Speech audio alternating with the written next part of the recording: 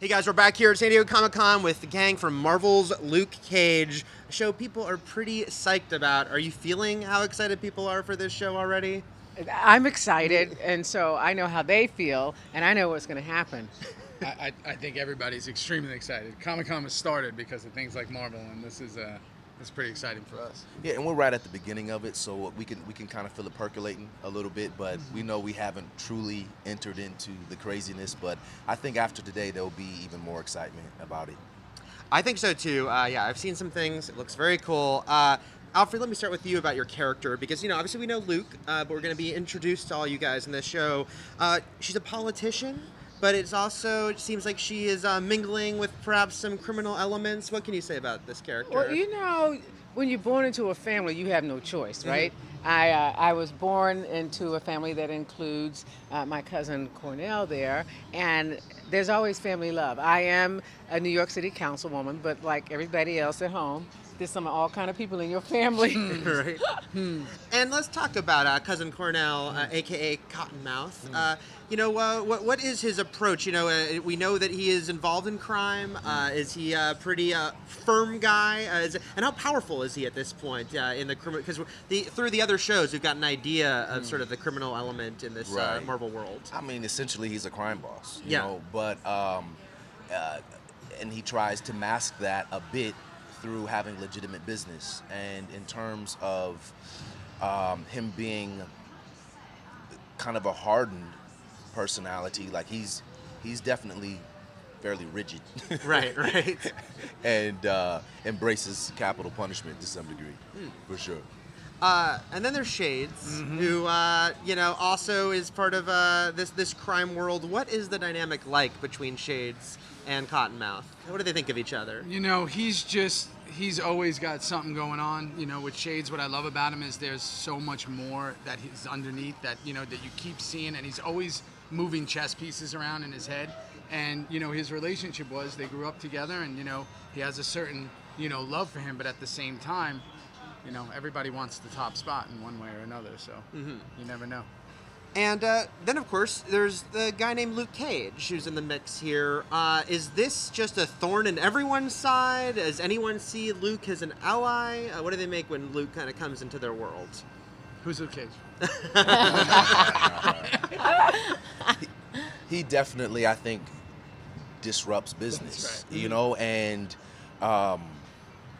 look, as much as everyone would love for the world to be a bunch of legitimate legal businesses, that there are things that exist on the underground and have been that way for hundreds of years.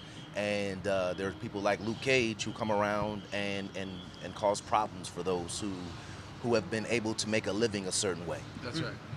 And with your character, what does she make of Luke? Well, I really want the best, first of all, for the city of New York, and certainly for Harlem. I am all about Harlem, darling. And Luke Cage, as long as Luke Cage is all about Harlem, then Mariah Dillard, she can be into him. But if he maybe goes in a different direction... No, I'm on. You gotta watch, man. You gotta watch. I'm on the up and up. You're trying to get some spoilers. Gotta try. He's a thorn. He's Gotta a thorn, that Luke Cage. He's a thorn. Oh, he's so cute, though. Now, what's it like for you guys entering into this world of Marvel? Because it's huge now, and it's so all-encompassing. Is it exciting, daunting, both, that you're part of this bigger world? You're part of a world where Iron Man and Captain America are fighting each other at the same time?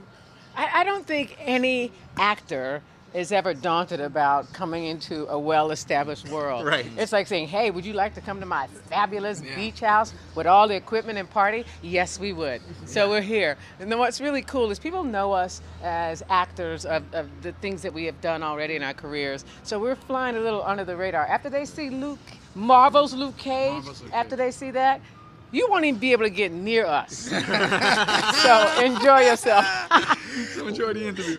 Lastly, these shows with Daredevil and Jessica Jones have set their own tone, though. It's not feeling like, they all feel the same. Is that exciting for you, that you're getting to it's not going to just be like, this show feels just like the other, and that it seems like Luke Cage 2 is going to get to be its own little corner of Marvel? Is that what you're feeling as you... Completely different. This show is completely different than all of those and everything else. And the showrunners, the writers, they make those project unique because they have to be in their voice to some degree, you know, and it's, you know, different worlds, it's different characters that definitely are able to mix and match characters, and they're able to cross into the other's world a bit, but I think Luke Cage is very much its own unique thing, especially with Harlem being such an important element in the world.